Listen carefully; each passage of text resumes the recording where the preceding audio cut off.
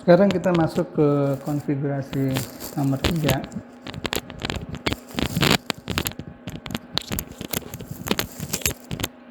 Jadi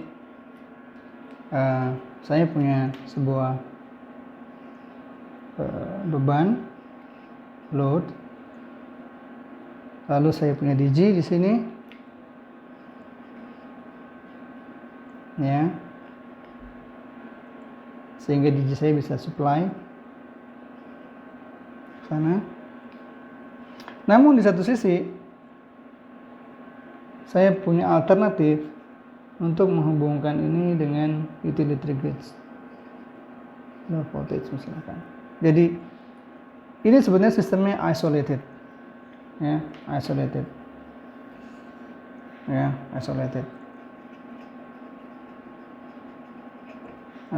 Jadi dalam kondisi semacam ini DG akan mensuplai kebutuhan beban dalam kondisi base load atau peak load tidak jadi masalah, ya.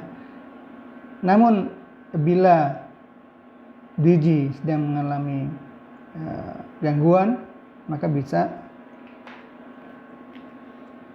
sistem ini akan terhubung ke utility grids dengan automatic transfer switch misalkan gitu, ya.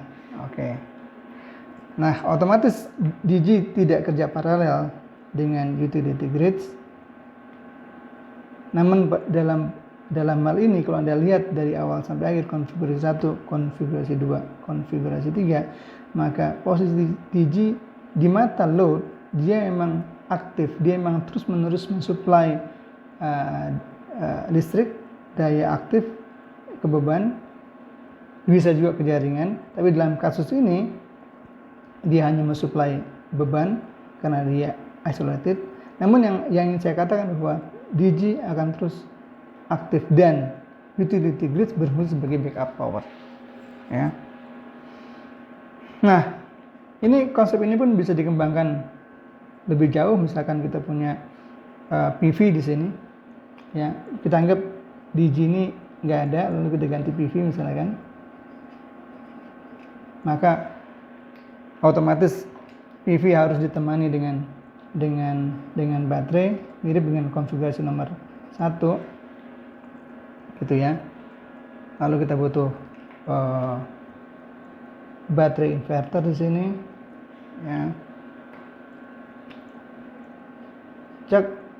Cek gitu, ya, ini bidirectional, ya.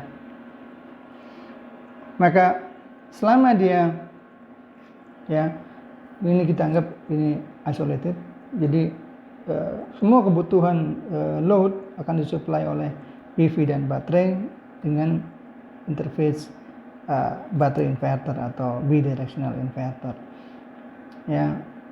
Mekanisme di sini untuk pengaturan frekuensi karena dia isolated, ya, kita bisa baca mungkin di teori di droop control bagaimana baterai inverter ini bisa mengatur suplai daya aktif ke beban itu untuk menjaga frekuensi, ya. Nah, sebenarnya ini adalah konsep awalnya microgrids.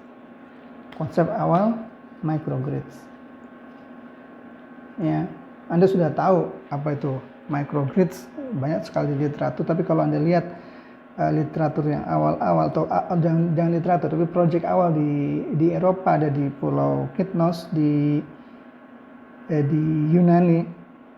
Dulu institut saya terlibat di proyek itu tahun 99 atau tahun 2000-an, ya. Jadi konsep di Pulau Kintos itu menggunakan sistem yang isolated. Jadi microgrids awalnya adalah isolated, ya. Jadi kalau Anda lihat konsep DG di awal, ini adalah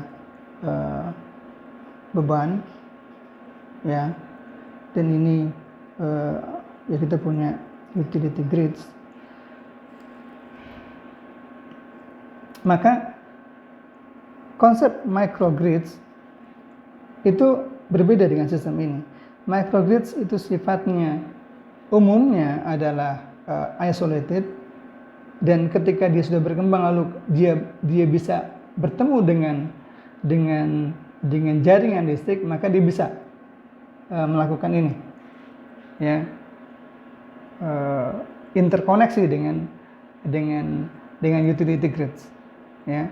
Tetapi kalau Anda lihat jaringan seperti ini yang tidak isolated, lalu kita pasang DG di sini, small wind turbine misalkan, oke. Lalu kita pasang PV, oke. Ya, dengan interface-nya lalu kita pasang micro turbine misalkan. Kita pasang apa lagi? Baterai misalkan. Nah, konsep yang muncul di sini itu namanya bukan microgrids.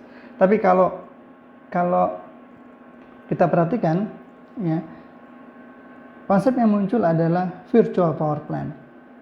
Ya, bagaimana menggabungkan DG ini, termasuk storage-nya, itu menjadi satu kesatuan sistem yang dapat dimonitoring dan dapat dikontrol, dan dia bisa melakukan transaksi jual beli dengan utility grids, gitu ya, di sini. Maka dia akan muncul seperti satu pembangkit baru. Nah, itulah konsep virtual power plant. Itu disertasi saya tahun 2003 sampai 2007. Tapi saya tidak membahas transaksi jual beli, saya membahas tentang konsepnya dan bagaimana membuat kontrol atau kendali dari multi DG. Nah, saat itu saya membayangkan menggunakan mikroturbin sampai jumlahnya N, lalu kemudian saya bisa kontrol, saya bisa kendalikan. Nah, saya membangun sistemnya gitu ya. Nah, ini adapun VPP, adapun microgrids, atau kalau lebih besar disebut dengan mini grids, ini adalah upaya untuk bagaimana mengagregasi DG ini sehingga dia punya kemampuan bukan saja mensuplai daya aktif, tapi dia ingin punya kontribusi lain, ya, atau ancillary service ke jaringan, misalnya memperbaiki profil tegangan, ya, ikut membantu dalam misalkan kontrol frekuensi. Kalau DG-nya besar banyak sekali sehingga dia tampil seperti satu pembangkit yang besar, maka ini adalah sebuah approach atau sebuah pendekatan yang dikembangkan. Jadi kita bisa mengenal beberapa istilah agregasi, microgrids, ada virtual power plant, ada virtual utility, ya, tapi ini sudah begitu populer lagi sekarang. Lalu ada juga sekarang peer-to-peer energy trading, ya.